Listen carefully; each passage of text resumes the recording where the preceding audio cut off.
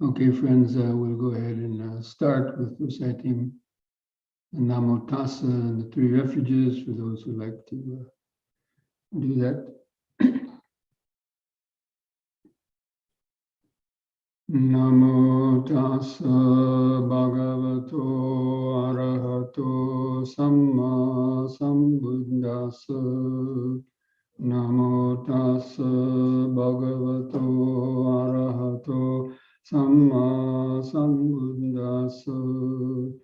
Namo Tassa Bhagavato Arahato Samma Sambuddhassa. Buddhang Saranang Gacchami, Dhammang Saranang Gacchami, Sanghang Saranang Gacchami, Dutiyampi Buddhang Saranang Gacchami, Dutiyampi Dhammang Saranang Gacchami, Dutiyampi Sanghang Saranang Gacchami, Tatiyampi Buddhang Saranang Gacchami, Tatiyampi Dhammang Saranang Gacchami, Tatiyampi Sanghang Saranang Gacchami.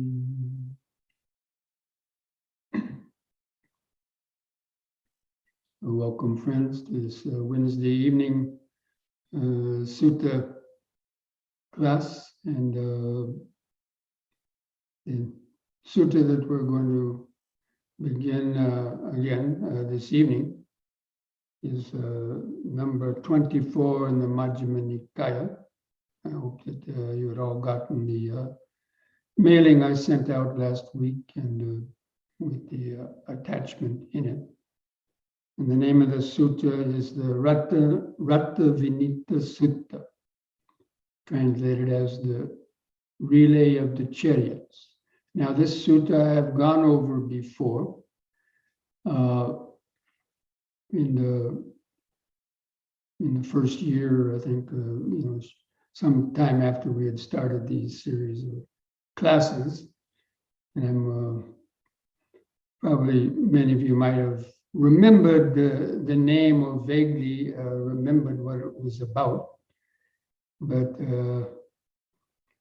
it's a very important sutta in terms of the gradual development and the transformation of our mind to get in line with the Dhamma and to make it a gradual process of making the mind suitable for gaining the various levels of mindfulness, concentration, and especially the wisdom. So this Rathavinita Sutta is basically, it's an outline of the 7 stages of purification. Now, these aren't talked about a whole lot, and there's not many suttas that actually talk specifically about the 7 stages of purification.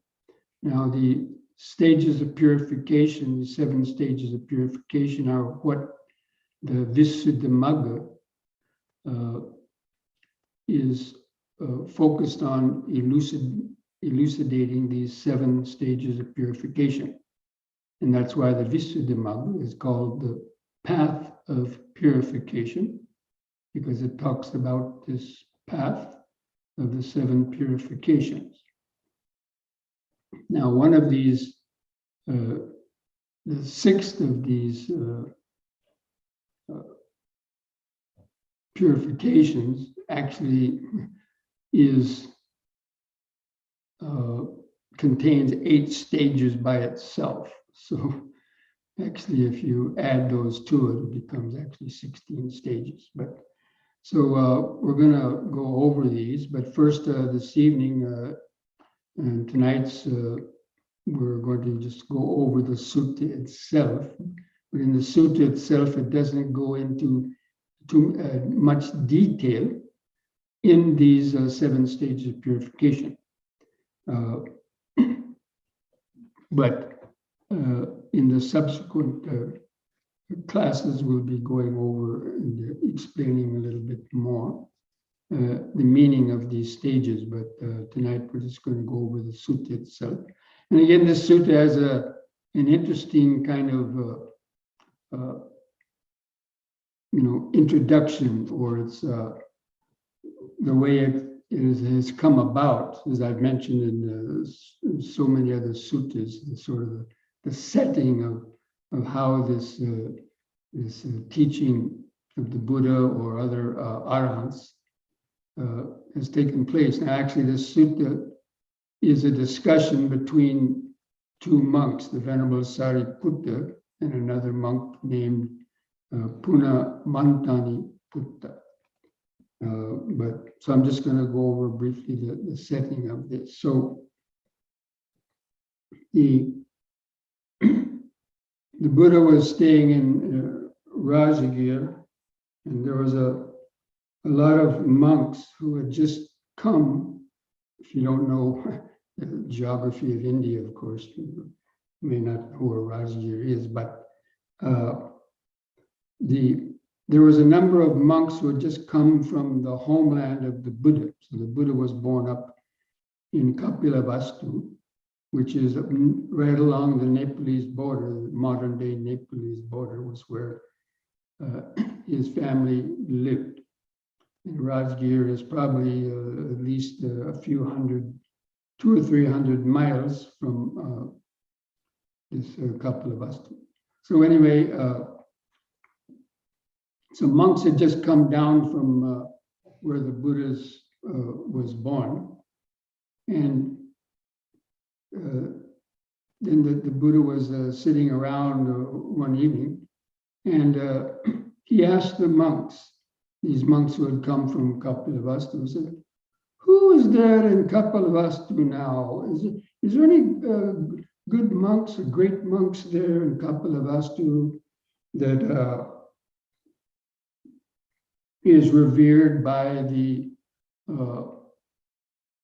other monks? The monks sort of honor and esteem as being an arahant, and he lists these qualities of what the Buddha considered to be an ideal monk. He said, "Monks who in my native land is esteemed by the bhikkhus there, and having these qualities, that he has fewness of wishes himself, and he talks to the other monks about having fewness of wishes. He is content himself and talks to the other monks about developing contentment. He has secluded himself and talks to the other monks about dwelling in solitude or enjoying seclusion. He's aloof from society himself and speaks to the monks about staying aloof from society. He's energetic himself and speaks to the monks about arousing the energy to attain what has not been yet attained. He's attained to virtue himself, and he talks to the bhikkhus on the attainment and purification of their Sila, or virtue. He's attained to concentration himself and talks to the other monks about gaining concentration, about gaining the jhanas and so on. And he's attained to wisdom himself and talks to the monks on developing wisdom, not just hanging out in jhanic bliss or getting enamored by wanting to develop psychic powers and so on, but by attaining wisdom, the path and fruits. And he's attained deliverance himself and speaks to the monks about attaining deliverance or enlightenment. And so the monks answered the Buddha, Venerable Sir, yes, there's this Puna Mantaniputta, who's esteemed in the Blessed One's native land and has all those qualities. And so while this talk was going on, Venerable Sariputta was listening to all these qualities of that they were speaking about this Venerable Puna Mantaniputta. And he thought, wow, it's a great benefit, a great gain for those monks that such an esteemed monk by this is praised in the Buddha's presence, praising him.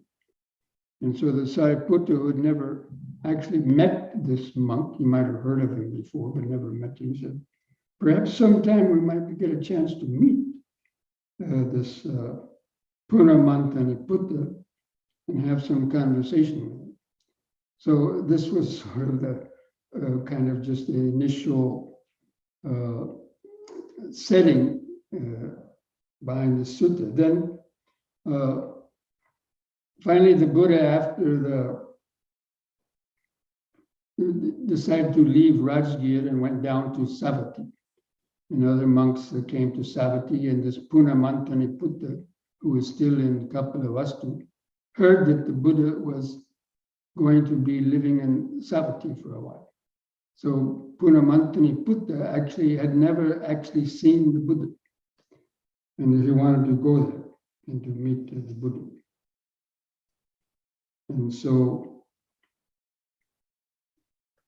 they all went, down to Savatthi. And this Puna went to the Buddha, and the Buddha gave the Puna a rousing Dhamma talk.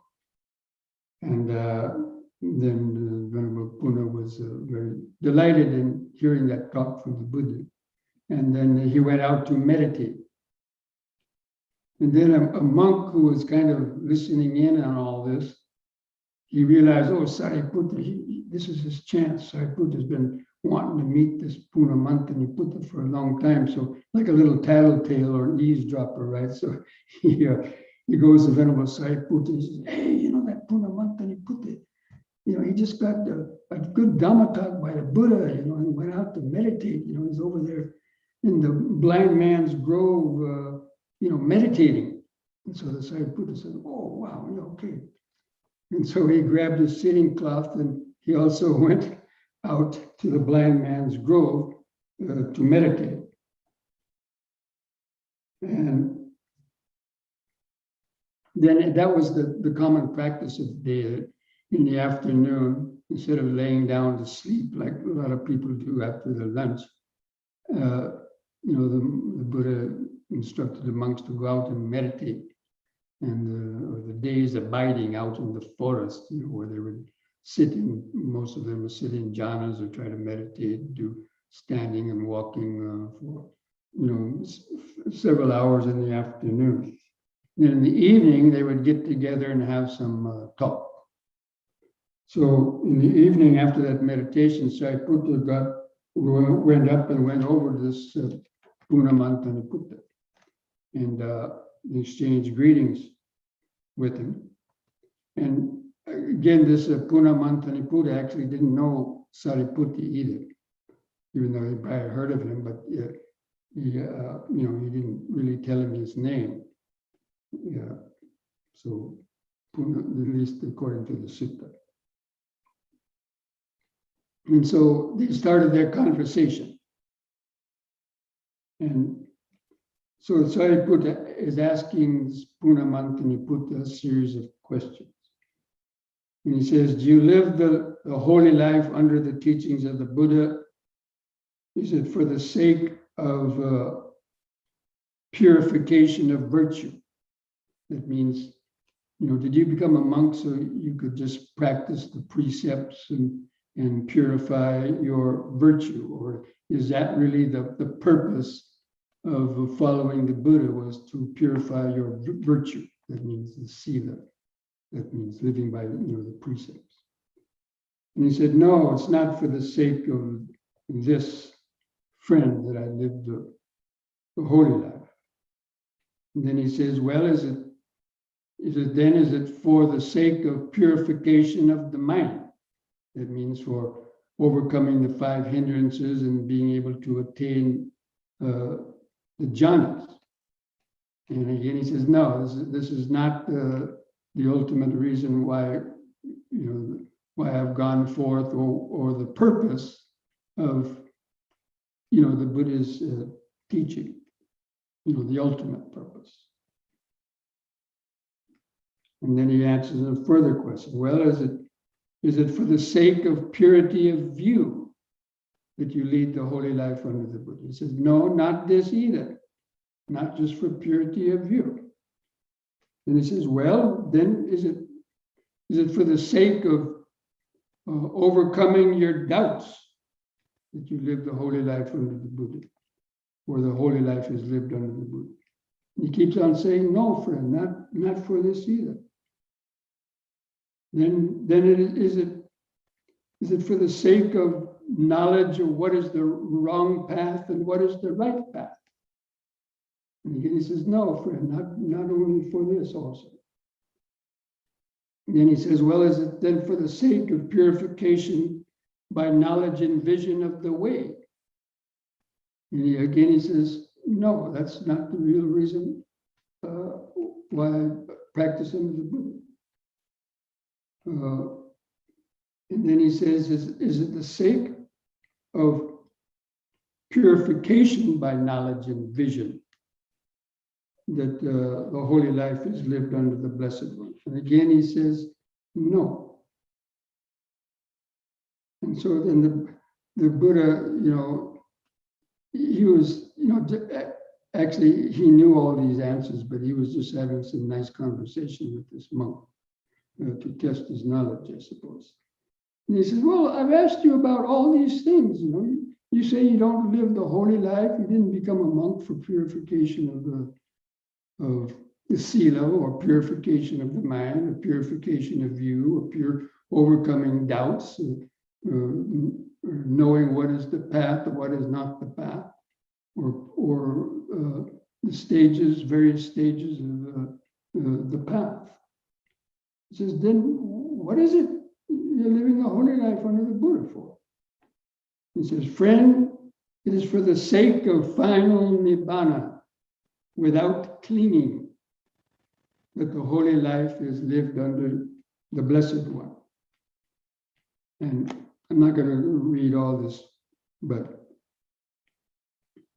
and then he reiterates that he says, well,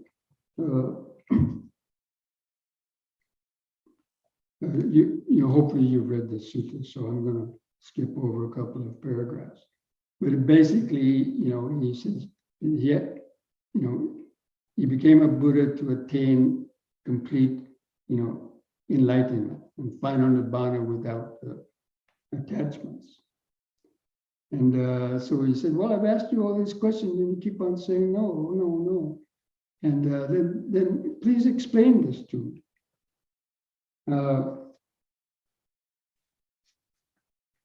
And then he gives the simile of the relay of chariots.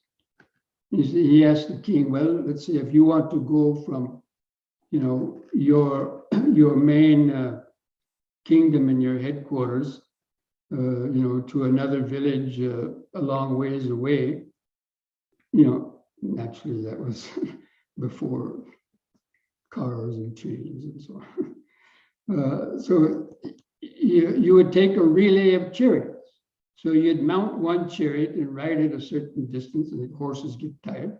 They change the horses, he gets on another chariot. And then he keeps going like that, changing horses and chariots all the way until finally he arrives at his destination. So he says in the same way that I practice purity of virtue is for the purpose of reaching purity of mind. Purity of mind is for the purpose of reaching purity of view. Purity of view is practiced or reached for reaching the overcoming of doubts.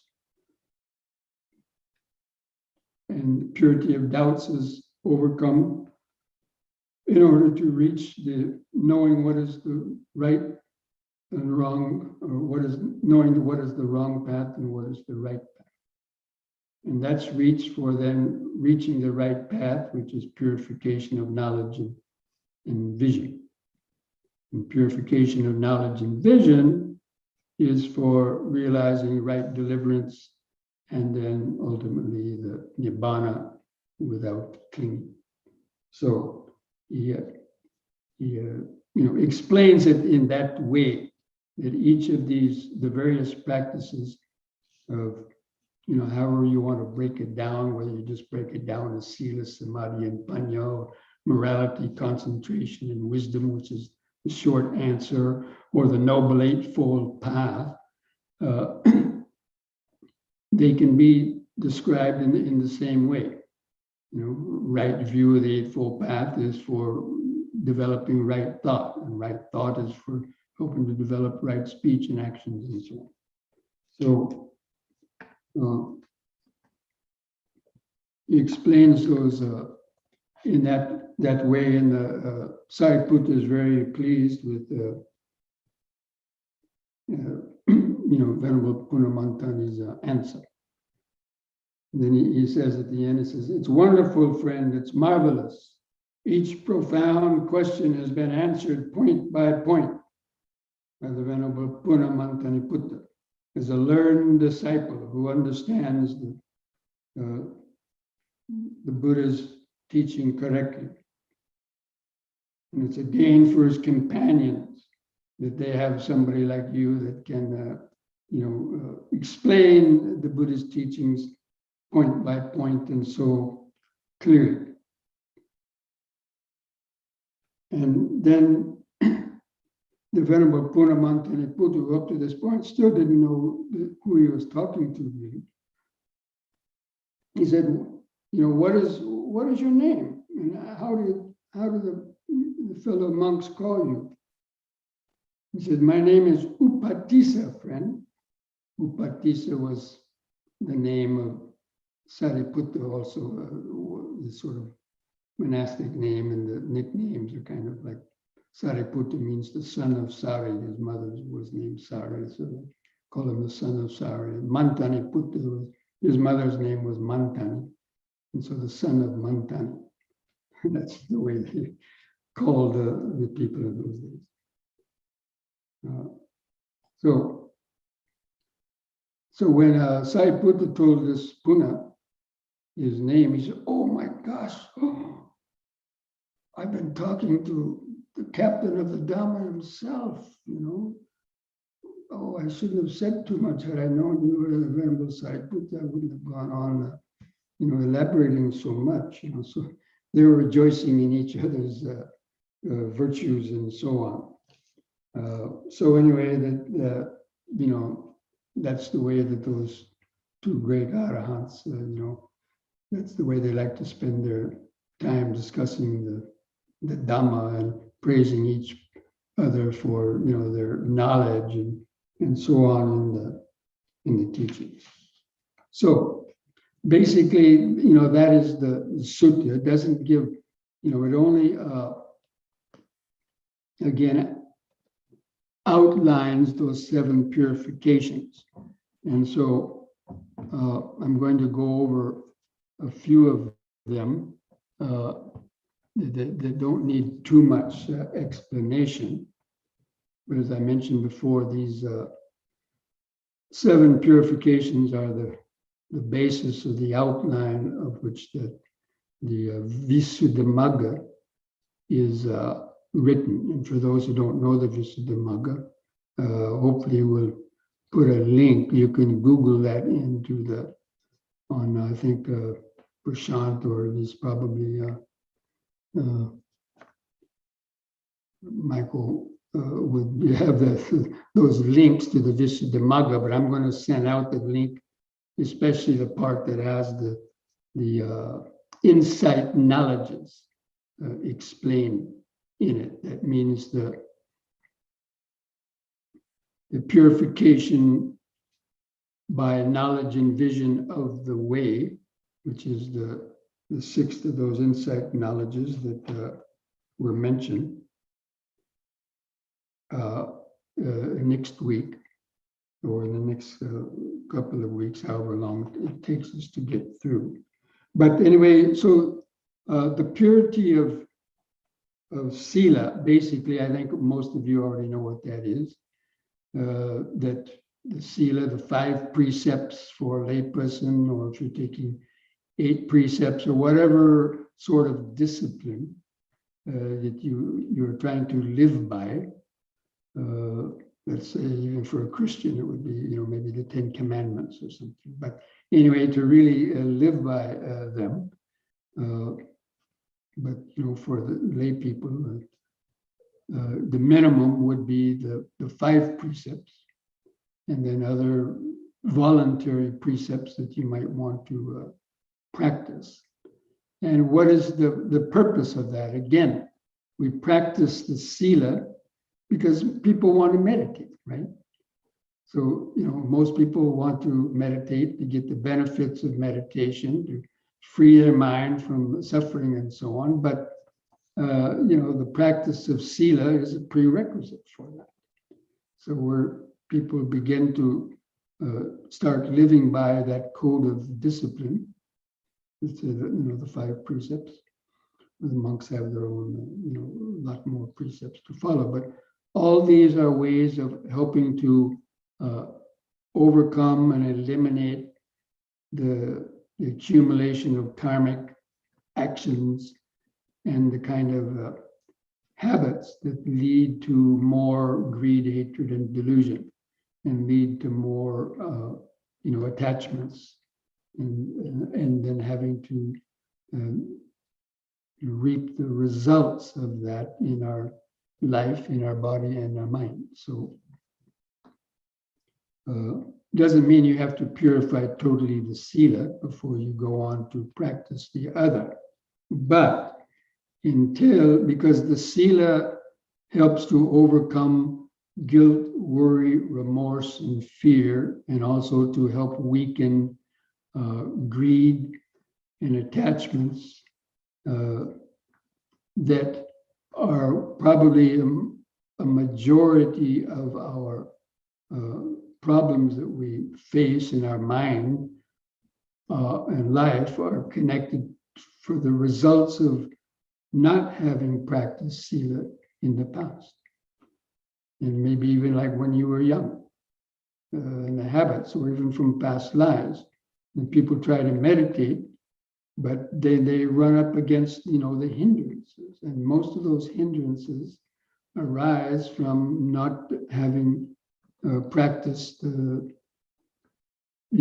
precepts, or to, purify these, the negative thought, speech, and actions, or their karmic actions that come back to them as guilt, worry, remorse, and fear, or just habitual thoughts and fantasies based on, desire and aversion, and so on.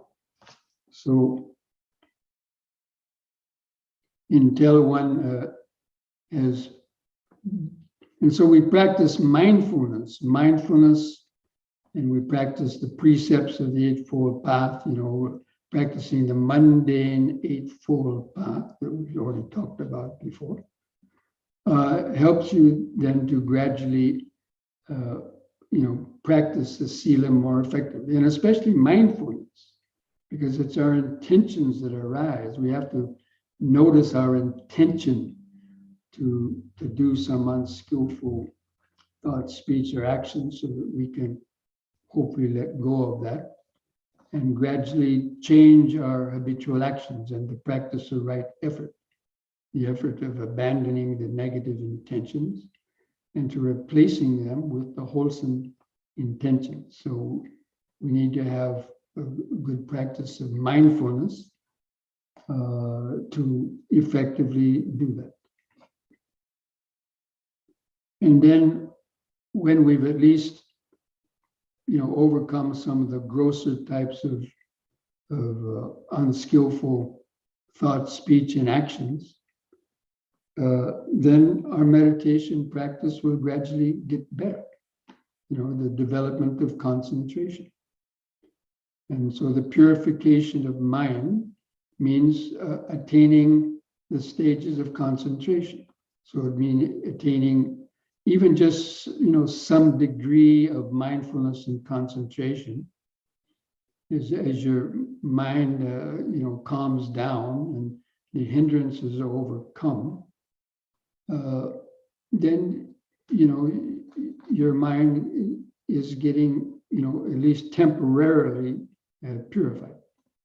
When the 5 hindrances overcome. So overcoming those 5 hindrances, which are sense desire, ill will, attachment to rites and rituals, doubts, and clinging to the personality view, those are the 5 hindrances. And as long as those are not overcome, then one hasn't attained what is called temporary purity of mind, or chitta visuddhi. And that's can be largely attributed to still not being in sort of self-control, as it were, or indulging in some of those unskillful thoughts, speech, and actions. Not following the Sila.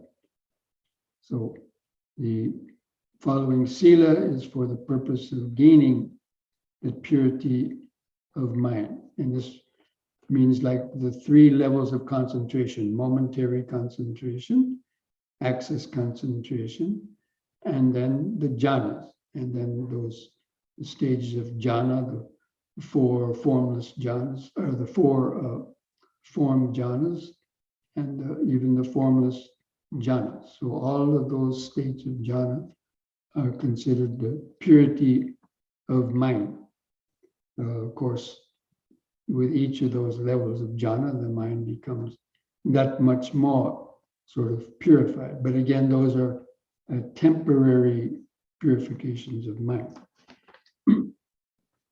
But even attaining those jhanas, and of course, when you attain the deeper states of meditation, that's when you start feeling, the jhana factors of joy and bliss. You feel the piti and the sukha. That means the light kind of peaceful vibrations in the body, or sometimes the ecstatic kind of sensations, like waves of energy moving through the body, almost even to make the hairs on your arms stand up. It's basically the life force and the prana that you get deeply in touch with that when the hindrances get overcome, and the mind becomes contented with the present moment, your object of concentration, whether it's the breathing or it's the body, if you're practicing some other method of concentration. When those 5 hindrances subside, you gain those ecstatic kind of experiences.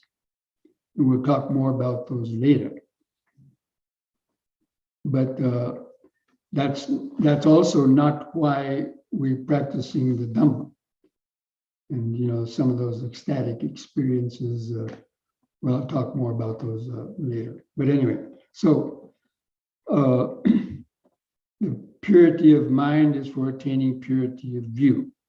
And so when the mind calms down is when you can see things more clearly, and you can start observing the 5 aggregates. You can start developing insights. Whenever your mindfulness and concentration get more integrated and balanced, is when you are starting to able to develop, understanding about anicca, dukkha, and anatta. You get those insights in practicing the 4 foundations of mindfulness. and contemplating the five aggregates is what one of those, in the Dhammanupassana that we've gone over before. So you gain the purity of view, which means understanding the five aggregates, knowing that what we are just these impersonal elements of the body and mind, form, feeling, perception, volition, and consciousness, but without any indwelling owner or controller of them.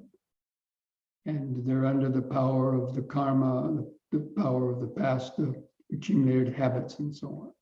So that's part of the purity of view. But then one can still have doubts. And so gaining the purity of view is we reach that to then try to overcome our doubts. You can still have other doubts. Is there a self or isn't there a self? You've caught glimpses of how the self is probably an illusion and so on, but still there's residual doubts remaining, or the doubts remaining that, full enlightenment is possible, or even doubts about thinking whether the Buddha was really even fully enlightened. So that's where the next of these purifications come. Even though you might have a certain extent of purity of view, a lot of that is sort of intellectual understanding. And you may be convinced of it intellectually, but still one has not necessarily attained even the first stage of enlightenment yet, or hasn't. So doubts can still arise. And so the next purity is the purification of overcoming doubts. And this is said to entail the contemplation, reflection on the paticca samuppada in the forward and reverse order, and also understanding the three periods of time, past, present, and future, as it, in the mundane understanding about the rebirth, how the karma that we've done in the past comes to us in the present, and the karma that we're creating in the present is going to continue into the future unless we work at purifying it. So that is part of the overcoming of the doubts, is by contemplating that the paticca samuppada, forward and reverse order, and really understanding moment to moment rebirth, as I've talked in some talks recently about that. So, but first you attain some level of right view, but some doubts can still arise, and those doubts prevent you from giving 100% to the meditation. And so then once you go on contemplating and understanding the five aggregates, you overcome those doubts, of course, fully when you attain sotapanna, but even intellectually overcoming that. And then the overcoming the doubts, purification of overcoming doubts, is for knowing what is the path and what is not the path. And this is in regard to, some people get distracted with concentration. And when they experience these jhana factors or illumination, even in practicing insight meditation, you might see some inner light rise in the mind, and this is called illumination, or just the other, extreme bliss and extreme contentment. People can think that they've reached enlightenment. So basically, it's thinking that these fringe benefits of the meditation are, you think that that's the enlightenment, or even gaining some psychic power through the practice of concentration. Getting attached to these sort of fringe benefits of the meditation can stagnate a person's practice because they're kind of just getting enamored and wanting to, just hang out in these states of bliss, but without going on to purify the rest of the mind and to attain the actual stages of enlightenment. So that is knowing what is the wrong path and what is the right path, knowing that the development, that concentration alone is not the right path. It's the wrong path because it'll stagnate. And just like a lot of the Brahmins in those days, that's what happened to them. They were practicing these formless jhanas and got caught up in these various stages of infinite consciousness, nothingness, neither perception nor non-perception, and experiencing this brilliant light and so on in their mind. And they thought that was God. And they thought that was their enlightenment. And they got stuck in that. And that's where the Buddha pointed out, no, that is not the end. That is not real liberation, true liberation.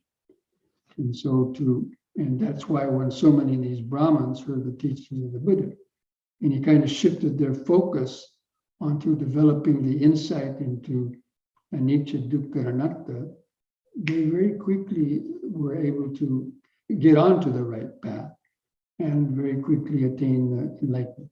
So it's very important that understanding what is the path, the wrong path, and the right path. And then that leads to the actual the purification of knowledge and vision of the way. Now that you're on the right path, then that path has these 8 insight knowledges. And I'm not going to go into them now because I'm going to cover them, begin covering them next week, because this is really the practice of vipassana meditation, the deeper levels of vipassana meditation. Now, a lot of people don't get to the deeper levels of vipassana meditation because, they're practicing just sort of a kind of a rudimentary mindfulness. They're using mindfulness just to, for kind of medical reasons and to find more peace of mind, not being so neurotic and not being so angry and all these are good things, but a lot of people don't go on to develop deeper levels of wisdom. So that's why these, specifically these 8 insight knowledges are considered the path of the vipassana, really the vipassana meditation and seeing reality as it is. So I'll be going over that more next week. And I'm going to send out in my mailing, hopefully by Sunday or so, the pages in the Visuddhimagga that deal with the 8 insight knowledges. There's about 25 or 30 pages that are dealing with these very detailed explanations of the 8 insight knowledges, and some very nice similes that are also given with them. And so I'm going to be sending out PDF attachments of just not the whole book, but if you want to, if someone wants to put up a link to where they can download the whole PDF version of the complete Visuddhimagga, where they could read all of the details of all of those 7 stages of purification, then maybe somebody might put those up, or you can find it yourself. All you have to do is Google in Visuddhimagga PDF version, and you will probably be sent to that page. Okay, so having said that much now, I'd like to open it up and see if there's any questions on this sutta or any of the things that I've been talking about this evening about in the sutta, and then go on from there.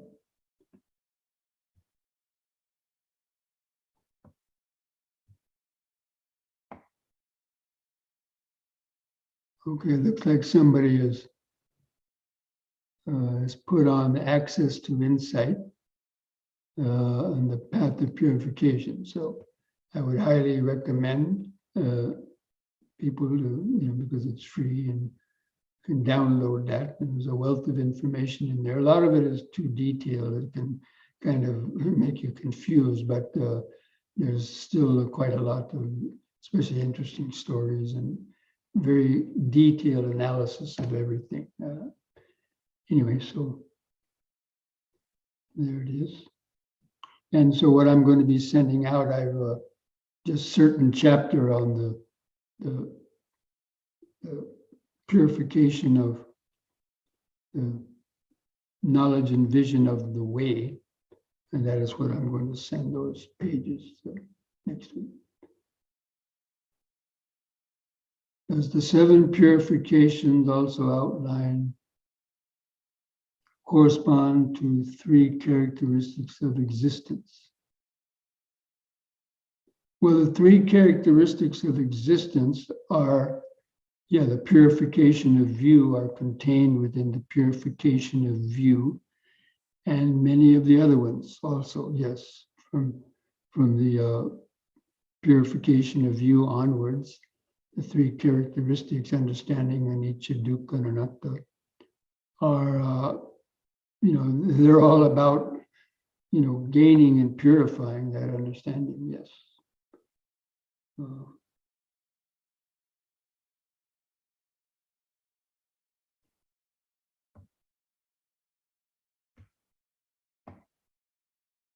Okay. So, 2 people have put on links where they can get the path of purification.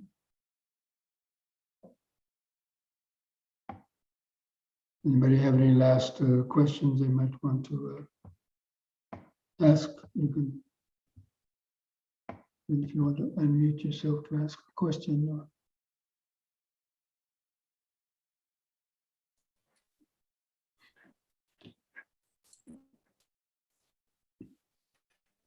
Bhante, you mentioned about different qualities of Arhan. So all the Arhan. So I didn't get it. Like, what are those? Were the qualities of all the Arhans? Like, they have all these qualities, or so that was interesting description of qualities. So if you can expound on no, the path to the list of qualities, like they're free from vision. 7 purifications are the path to gaining complete liberation.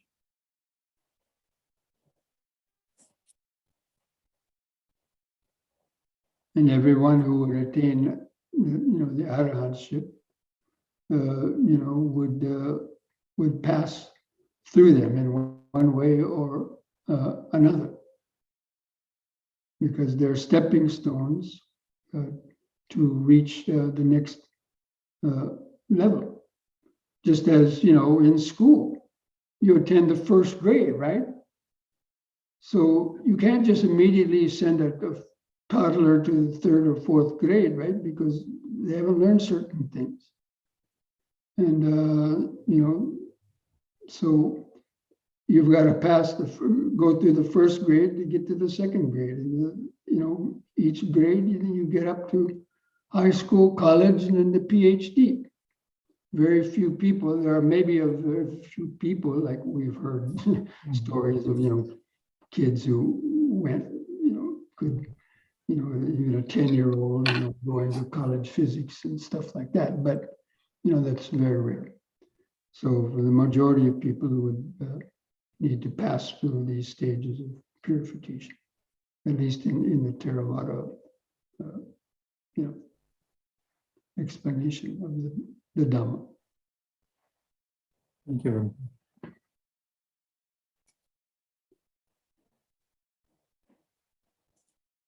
There is a question in the chat. Another one? Reason why?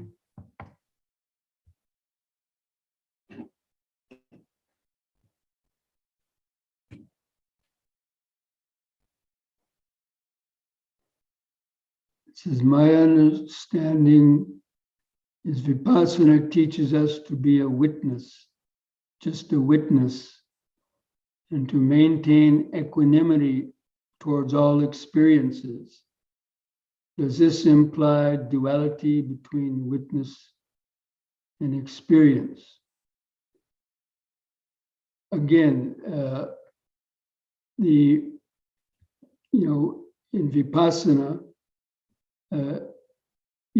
ultimately we want to be detached from what we are experiencing. That also comes in levels. First, there's the witness, there's a duality, but you've detached yourself from that.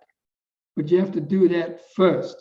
And then the I, that's the so-called witness, that gradually dissolves on its own if you can maintain that witnessing long enough. But you're not going to get to that state of witnessing without probably also previously practicing, developing the 4 foundations of mindfulness and going through those other stages, whether you call it that or not. So, and in Vipassana, there's many aspects of Vipassana. The 4 foundations of mindfulness is a Vipassana technique.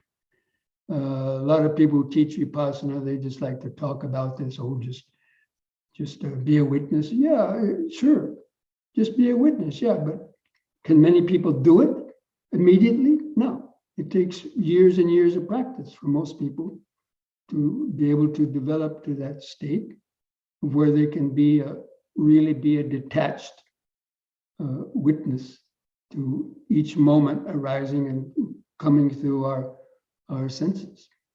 So that's the thing. And so all of the practice of Dhamma is about creating the right conditions that eventually we can reach that witnessing state, but then even the witness has to dissolve. That means the I that's witnessing has to dissolve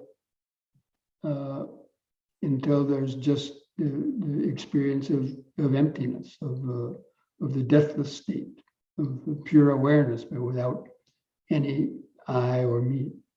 But that doesn't come immediately for most people. Again, a very few rare individuals might be able to get into that state without too much previous work, but they would have done that work probably in previous lifetimes already, like Pacceka Buddhas or once returners and so on. But that's people like that are not, not many. Okay. So, okay, friends, let's go ahead and take a short break and come back to do a few stretches and then have our meditation, okay?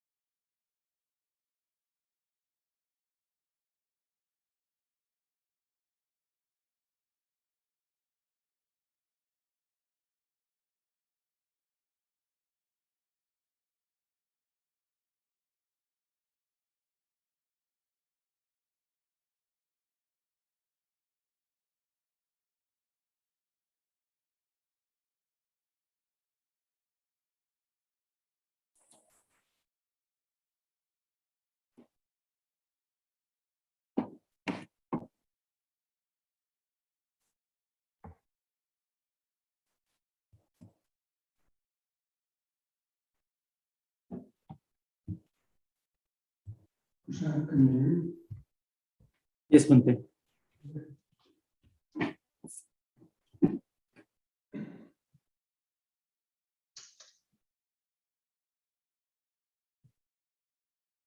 Friends, stand straight. Feel your feet pressing the floor. Relax your arms and hands at the side.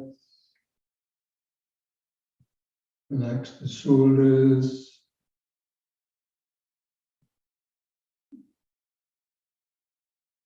And mentally feel the outline of the standing body.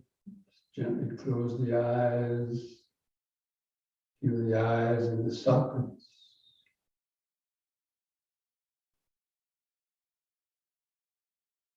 And begin some deep, slow breathing. Taking 3 or 4 seconds to expand the abdomen, rib cage, and upper chest. Holding the air in the lungs a few seconds. And feeling the relaxing contraction of the out breath. And the last bit of air go out of the lungs. Take a few deep, slow breaths like that. Cultivating this basic awareness. Breathing in, letting go of the past and future. Breathing out, standing here and now. Breathing in, letting go of the past and future.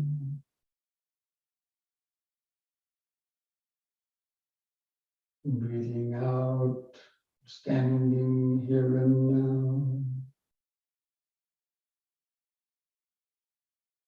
Breathing in, feeling the whole body.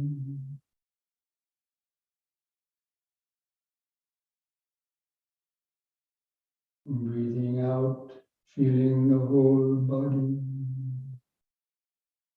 We're going to combine this breathing with these very simple movements. And open the eyes and observe your screen as I can lead you through it. So with the next in-breath, raise the arms over the head, interlock the fingers, stretch the head back, straighten the arms upwards, and stretch upwards, looking at the back of your hands. On the out breath, turn the palms down, touch the top of your head.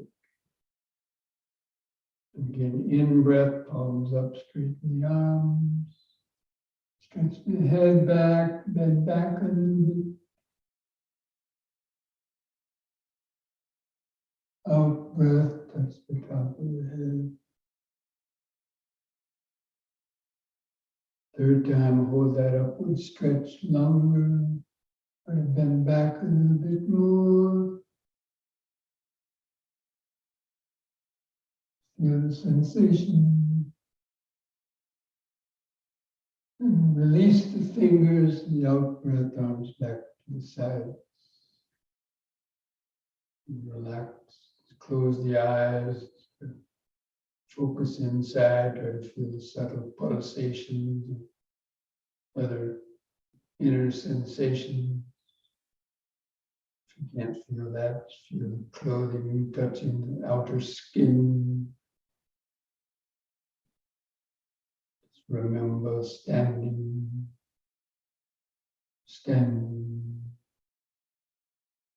present moment of the body.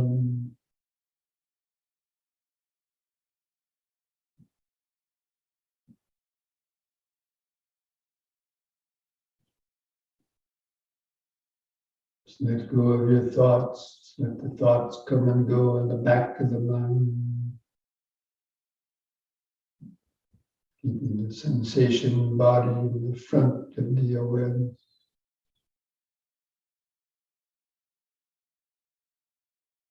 And the next in-breath, push up on the toes and raise the arms over the head in this way, facing the hands toward each other, about 6 inches apart, and straight. Out breath, come back down, arms to the side, heels to the floor. Use the breath to help lift up the body in breath.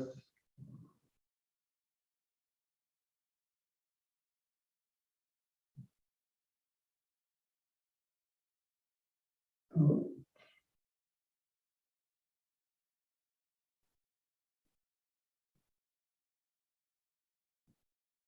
In.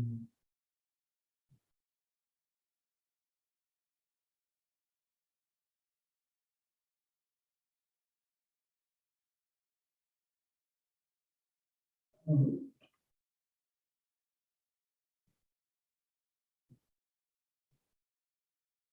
Just relax. Let's close the eyes. Feel the increased pulsations, other sensations.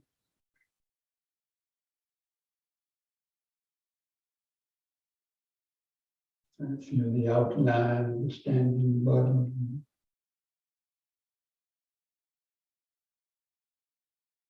Witnessing awareness. Standing. Standing.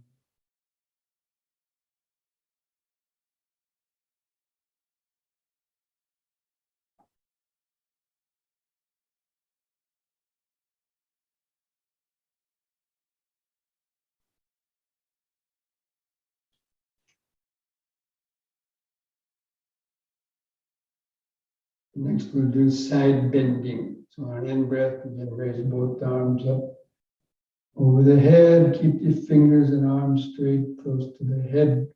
On the out-breath, bend over the right side.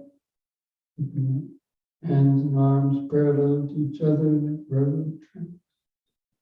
In-breath, lift up.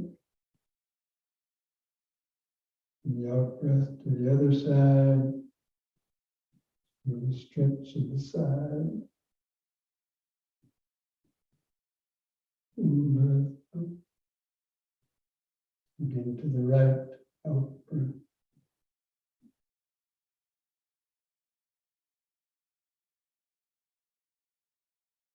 In. Out.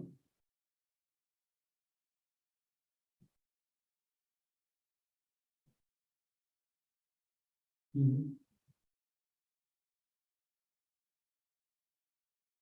Out.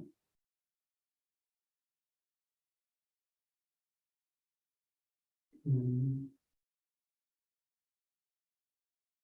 Out.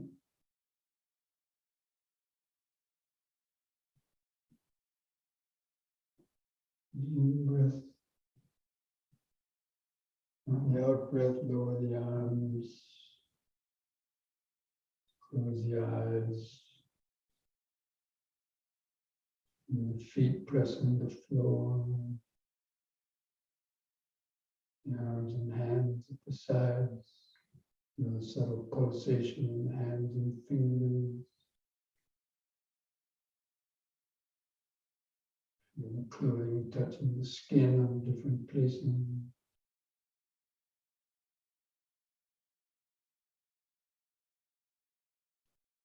The head balanced on top.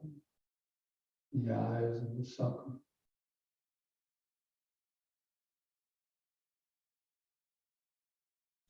Detached, witnessing awareness.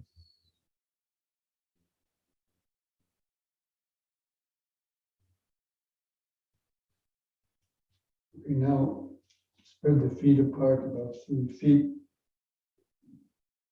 Hold the arms out to the side, try to keep the arms parallel to the floor. We'll do the twisting from right to left. So breathe in. On the out breath, look to the right and twist to the right. The hands going backwards. Keep the eyes focus on the hand moving back. In breath, come back to the front. Let the feet turn with the body and go to the left side and stop.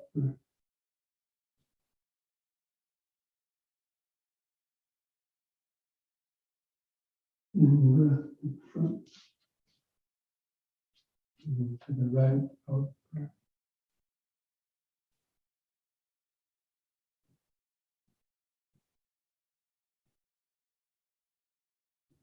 Once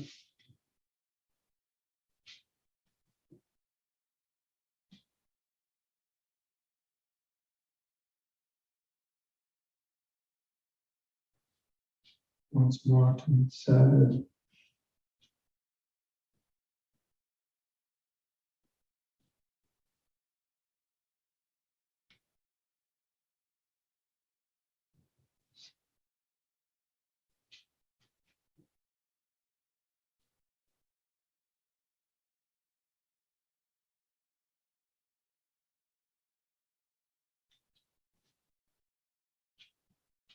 Lower the arms, relax. Feel each foot pressing the floor.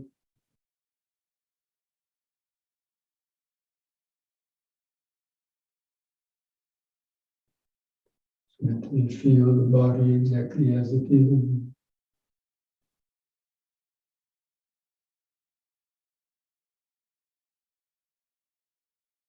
Detached on looking, witness awareness. Legs spread apart, arms and hands at the sides. Head on top, the eyes in the socket.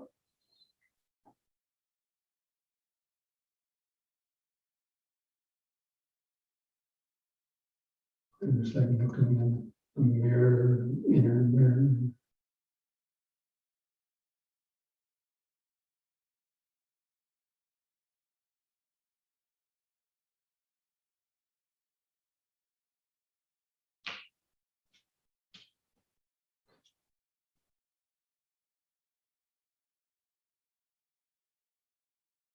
Now place the hands together at the chest. The in-breath, hands over the head.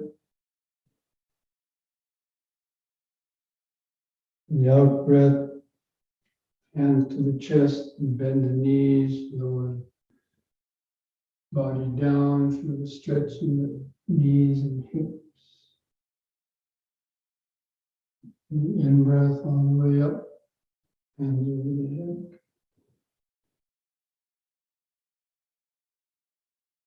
Out-breath, lower down.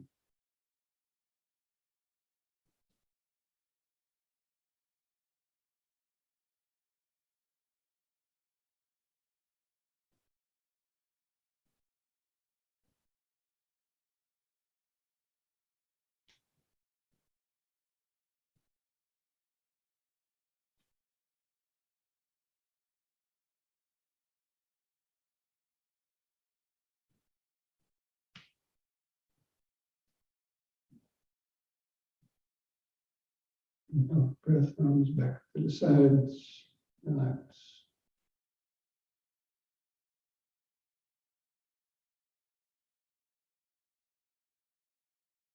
The increased heartbeat, pulsations, other sensations.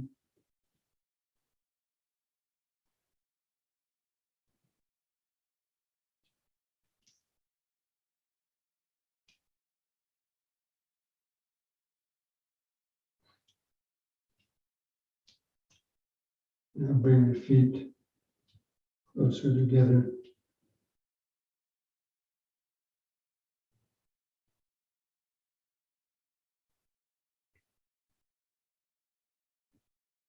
One last exercise. Backward and forward bending. Again, be careful with the back bends. Don't bend back too far the first time. Hold the palms out, facing forward. On the in-breath, raise the arms up, gradually spreading them out to the side as you bend backwards. Look up at the ceiling. Carefully lift up on an in-breath, keeping the arms out at the sides. And on the out-breath, lower the arms and hands down towards the floor. You can touch the floor by your feet. And keep the legs straight. And begin standing up again, turn the palms outward, in-breath. Raising the arms up and out to the sides.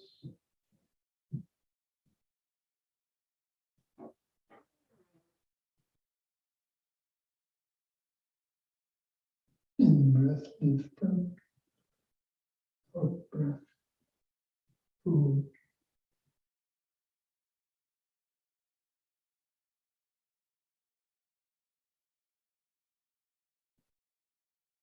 Standing up, in breath, arms up and out to the side.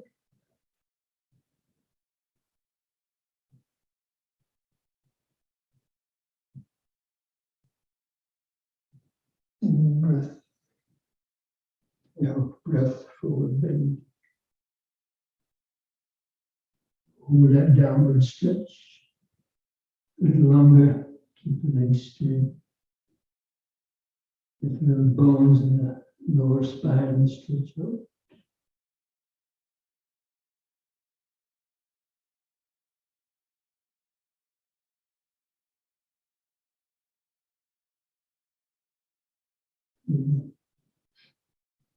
Standing up, bring the hands in breath, hands to the chest.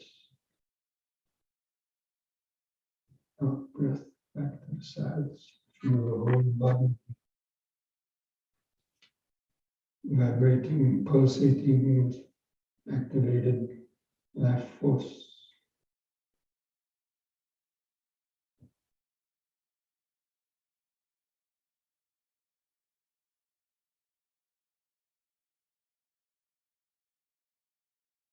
Allowing all those energized sensations, deep breathing, movement.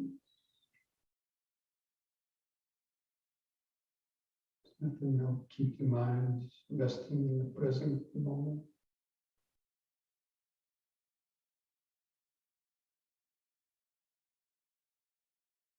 Standing, standing, standing, witnessing awareness, the standing posture.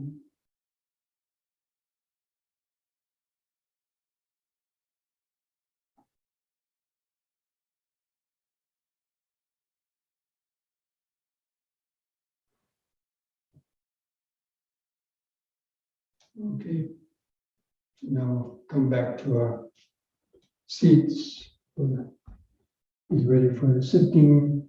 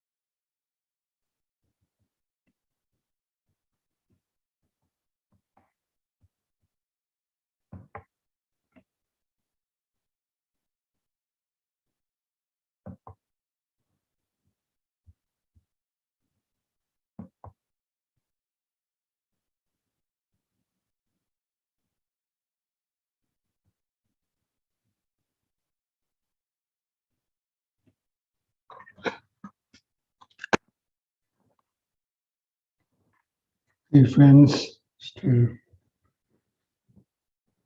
sit straight, comfortable in the sitting posture.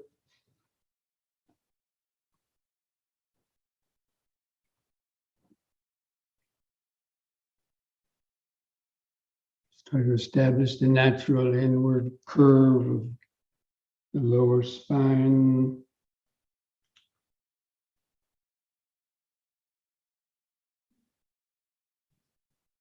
Place your hands comfortably in the lap or resting on your legs.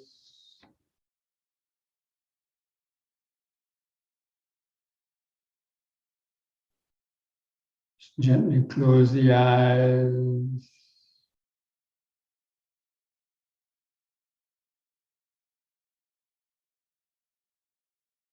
And just rest your attention at that point behind the eyes.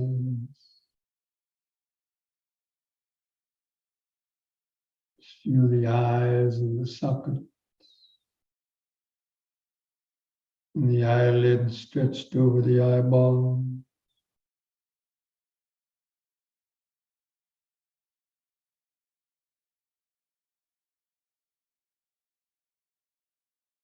Sort of turning on the inner camera of awareness. Feel sensations on your face. Skin stretched over the forehead, hair on the head, lips touching together.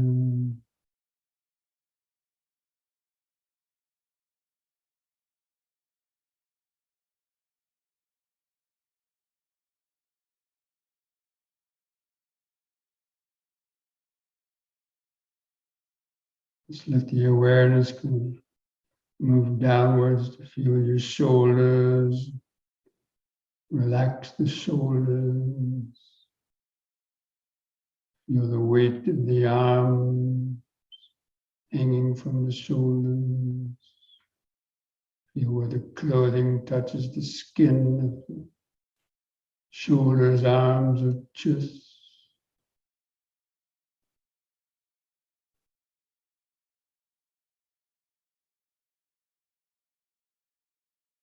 Just feel the hands touching together, and the fingers.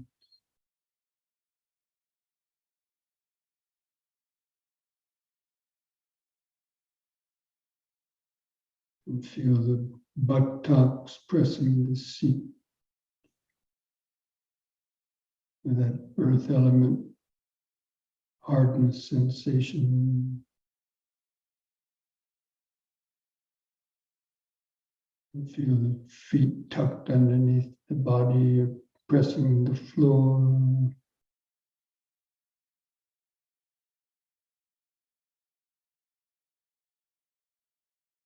Just cultivating the witness to the sitting body.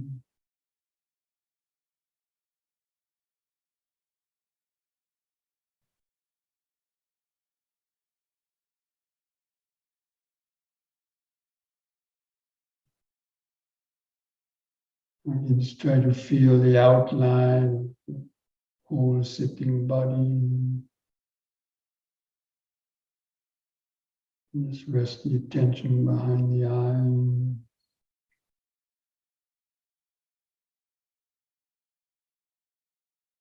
Just be aware of sitting,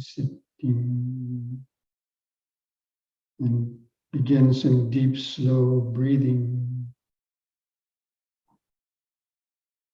Feel the expansion of the abdomen, rib cage, and upper chest. As we did in the yoga exercise, hold the air in the lungs 2 or 3 seconds. And feel the relaxing contractions of the out breath. Try to feel the last bit of air go out of the lung. Just take several more deep, slow breaths like that, cultivating this basic mindfulness. Breathing in, letting go of the past and future.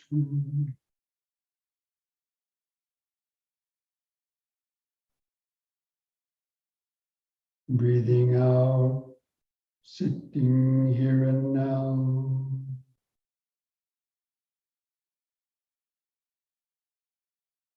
Breathing in, letting go of the past and future.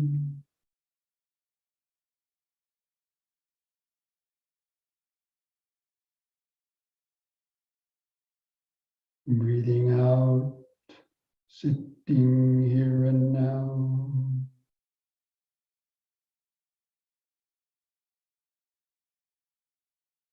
Breathing in, feeling the whole body.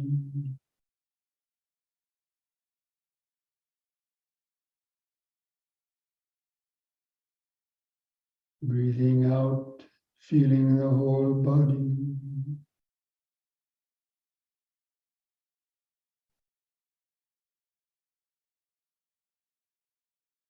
Now we're going to count the breaths from 1 to 10. Try to develop a more continuous concentration on the breathing. Still try to take some deeper, slower breaths to help concentrate.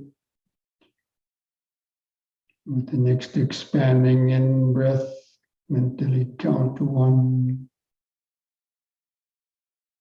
Feel the brief pause. With the contracting out breath, also count to 1. Feel the last bit of air go out of the lung. The next in breath, 2.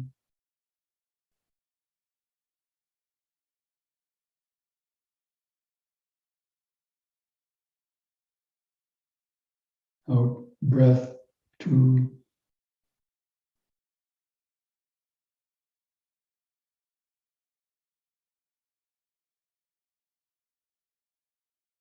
In 3.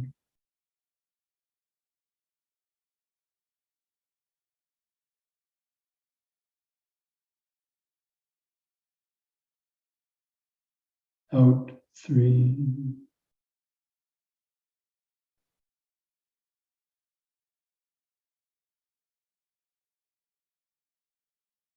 In 4.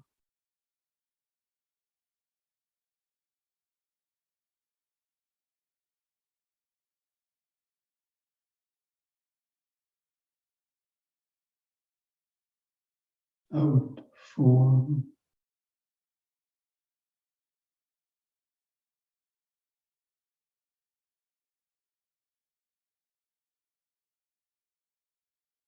In 5.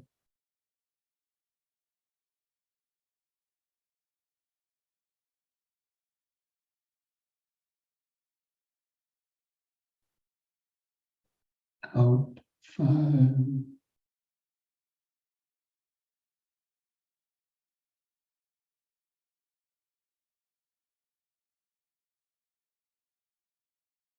In 6.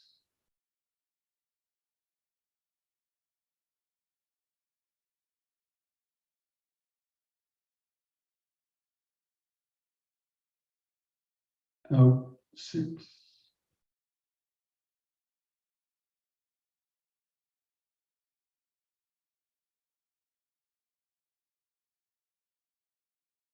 In 7.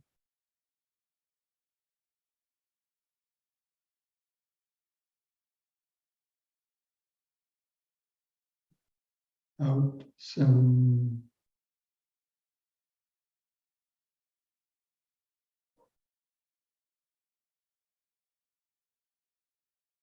In 8.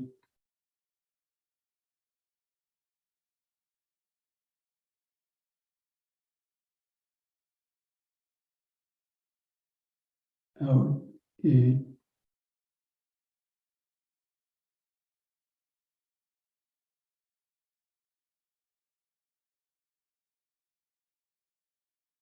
In 9.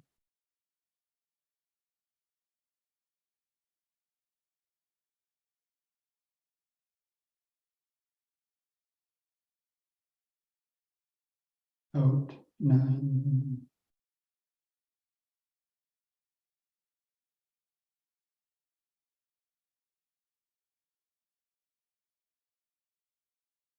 In 10.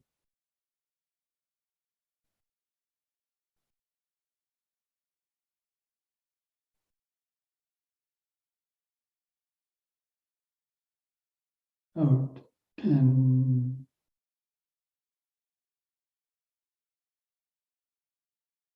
And discontinue the counting. Let the breathing return to its uncontrolled, shorter, irregular rhythm. Continue to feel it. Keep the attention focused in the center of the body. Maintain that outline of the body. Focus in the middle of it.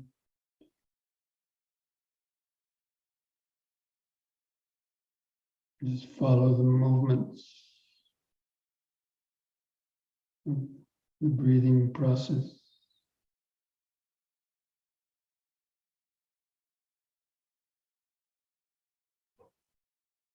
Try to feel the 4 phases of each breath cycle. The incoming breath, the brief pause. The outgoing breath, and the brief pause. Knowing when the breath is coming in. Knowing when the breath is going out. Cultivating the witness awareness to this breathing body.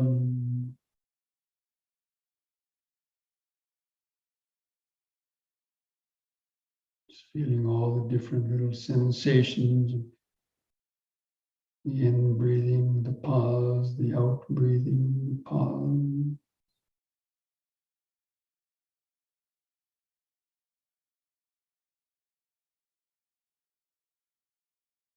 Feel sensations of the clothing rubbing against the skin, the stomach, rib cage, or chest.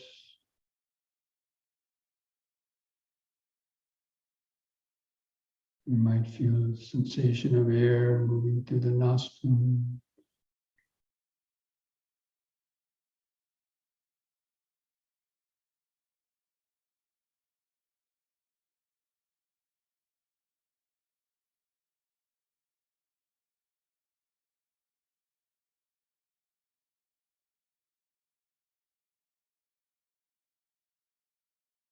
Try to be like a scientist sitting in the laboratory, witnessing an experiment.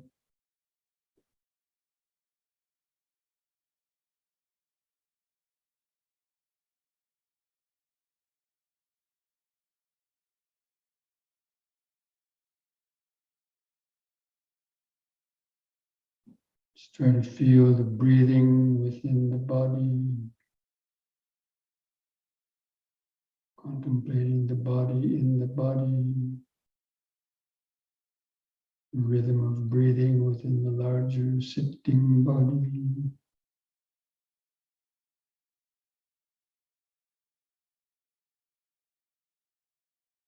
Breathing in, sitting. Breathing out, sitting.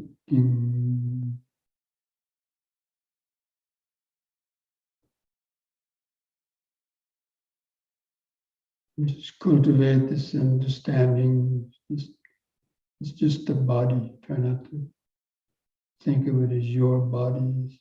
It's just the body sitting there breathing. And that detached, onlooking awareness.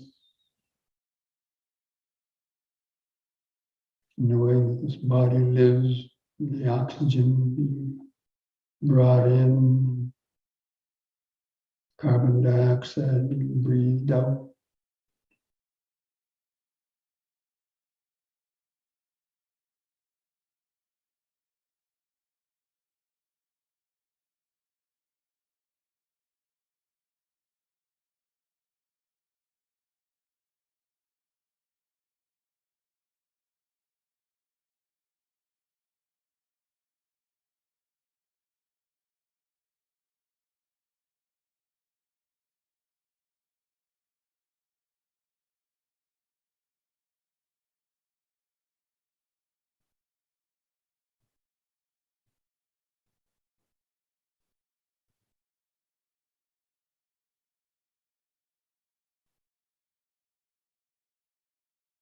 Observing how each breath is different, sometimes longer, sometimes shorter. Sometimes the pauses between the breaths are longer or shorter. It's always changing.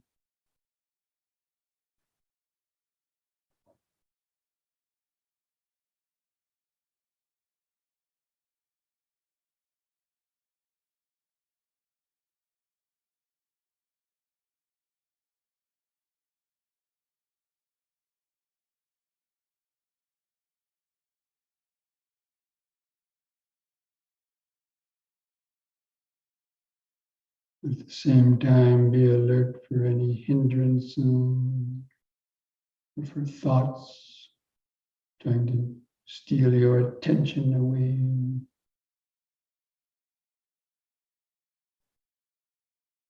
Just let the thoughts come and go in the back of the mind.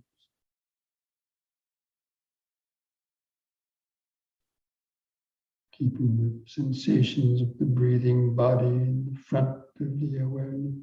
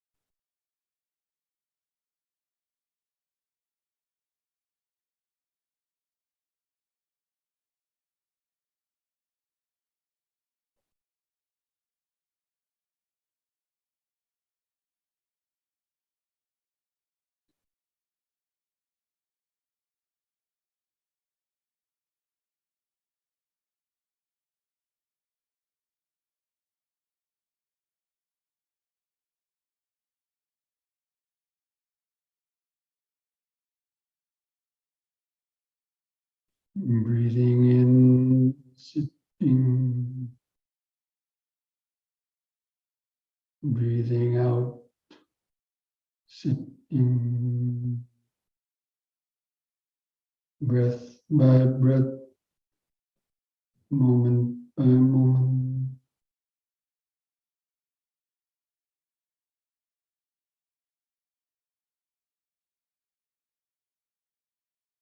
Especially with each out breath, allow the body and mind to relax more and more to the present moment.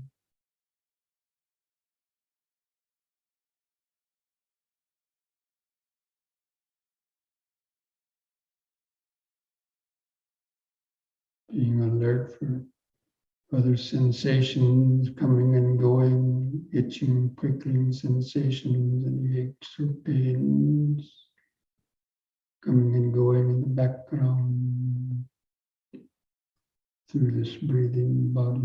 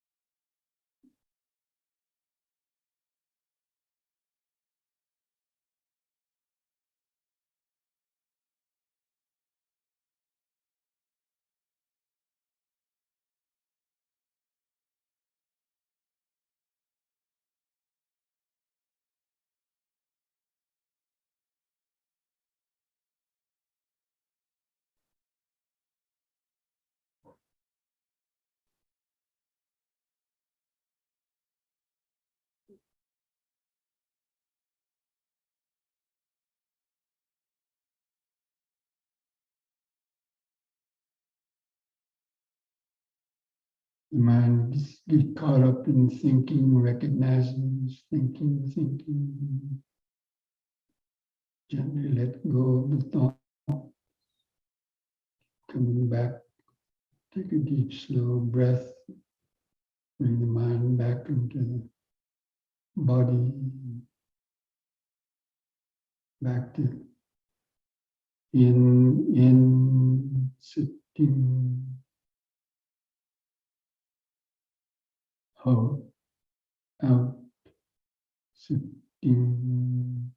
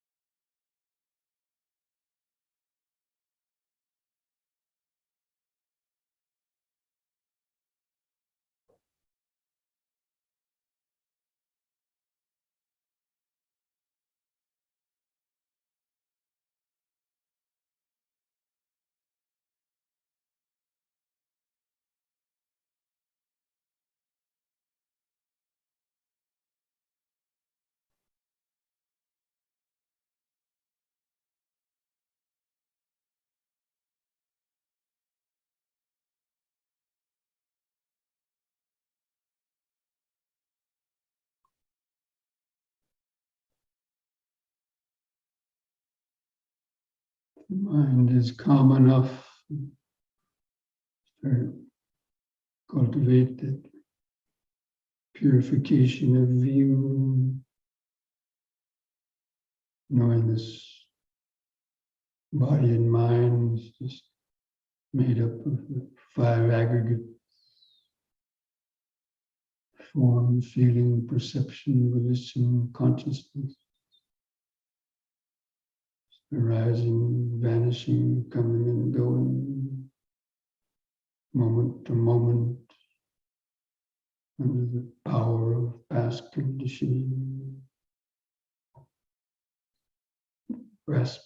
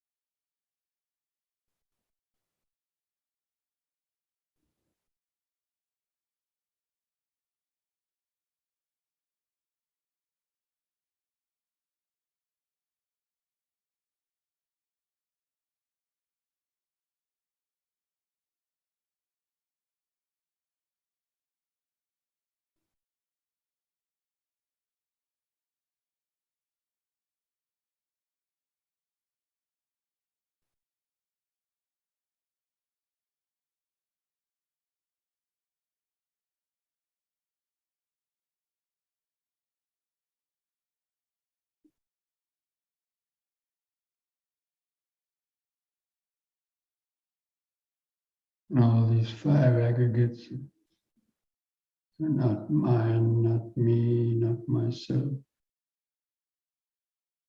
It's impersonal body-mind phenomenon.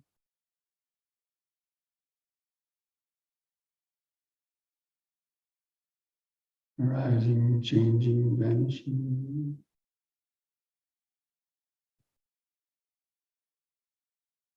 Under its own power.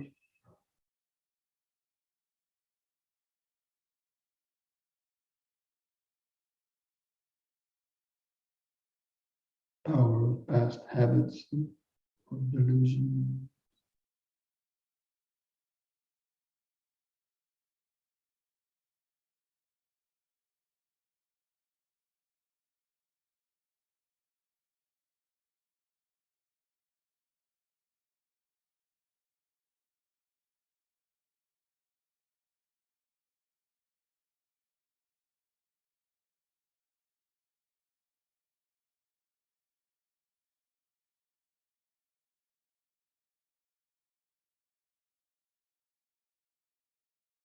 That's the purification of view.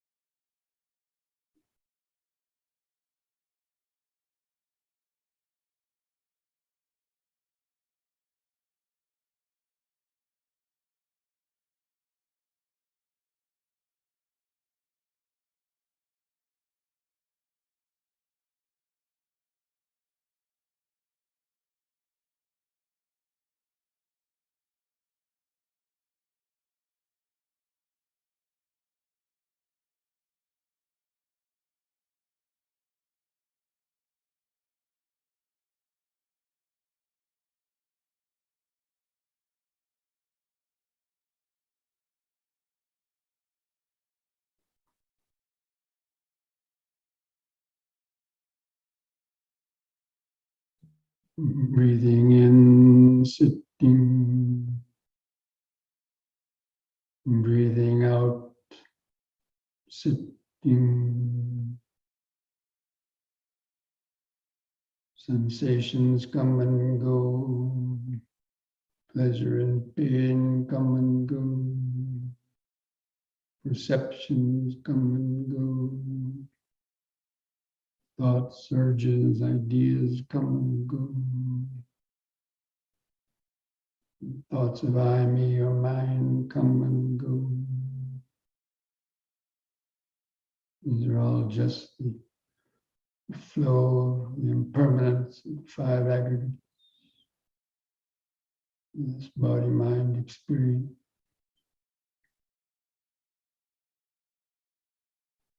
The space of present moment awareness.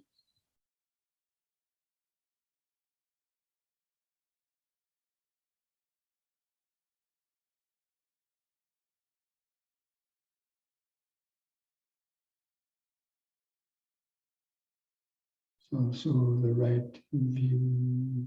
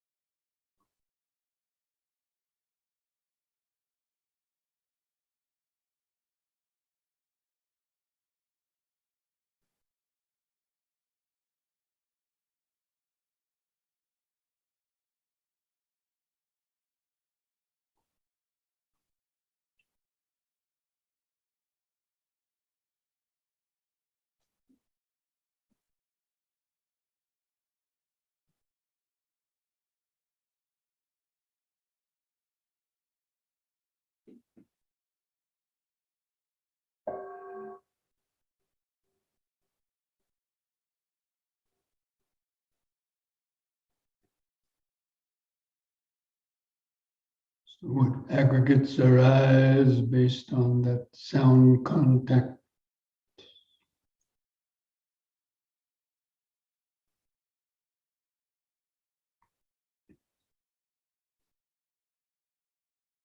Sambi Sankara Anichati Yada Panyaya Pasati Atane Bindati Duki Isamago Visu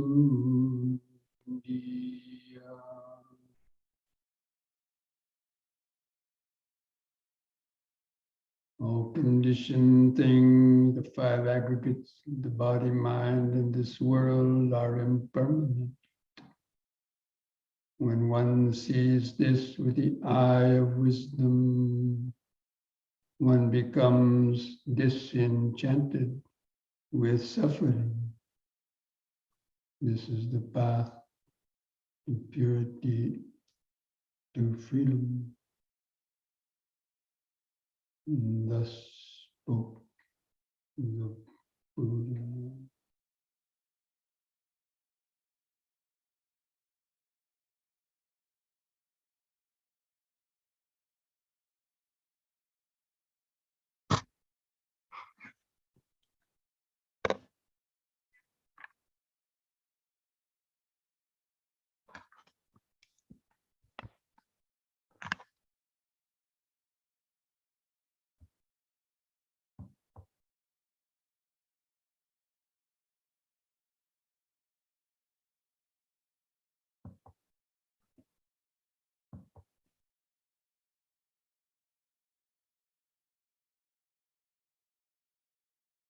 And for those who like, join in chanting the word sadhu 3 times. Do that with the breathing. Take a deep in breath.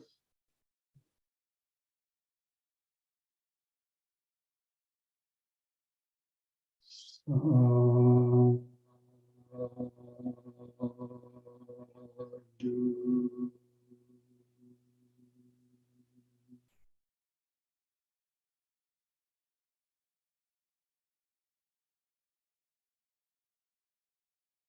Sadhu.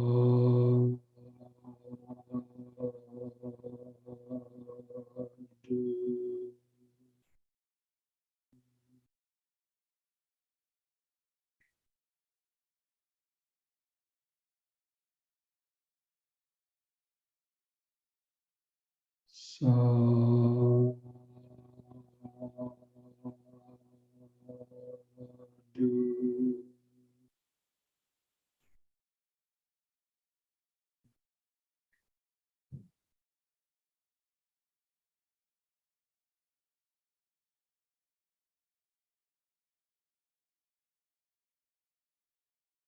Place the hands at the edge of the knees. Take one more deep breath. Stretch the head back.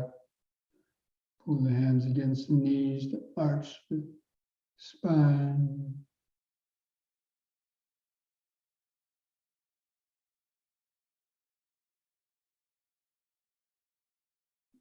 And lift the head up on an in-breath. On the out-breath, press the chin to the top of the chest to stretch the neck vertebrae.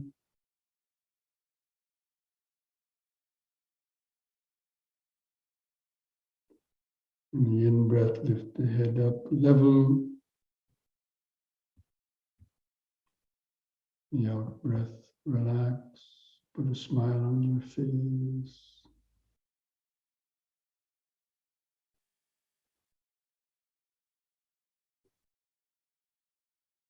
Okay, friends. So this brings our evening to an end. Hope you had a peaceful meditation or insightful meditation. And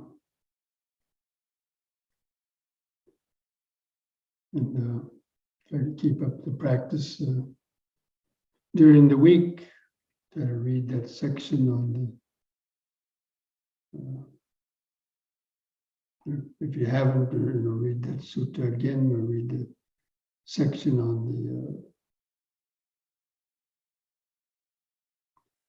the insight knowledges that I'm going to send out, hopefully by the next newsletter by Sunday.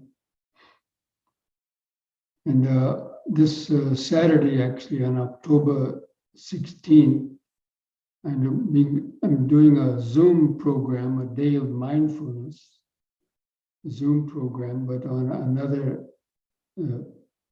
for a group of people in Richmond, Virginia.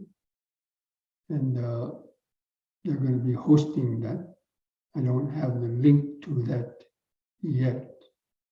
But if I get the link to that Zoom link that they're going to be using, I'll send it out on a mailing list for those who. And the theme of that retreat was going to be the Brahma Viharas, and how the Brahma Viharas help to overcome some hindrances, especially the Metta and then the other Brahma Viharas. So that's going to be from 9 to about 4 o'clock or 4:30 on Saturday. But again, I'll try to send out that link if you're on our mailing list. Okay? So, mindfulness today keeps dukkha away. And Namo Buddhaya. Thank you, Bhante. Namo Thank Buddhaya. you, Buddhaya. Namo Buddhaya. Thank you, Bhante. Thank you, Bhante.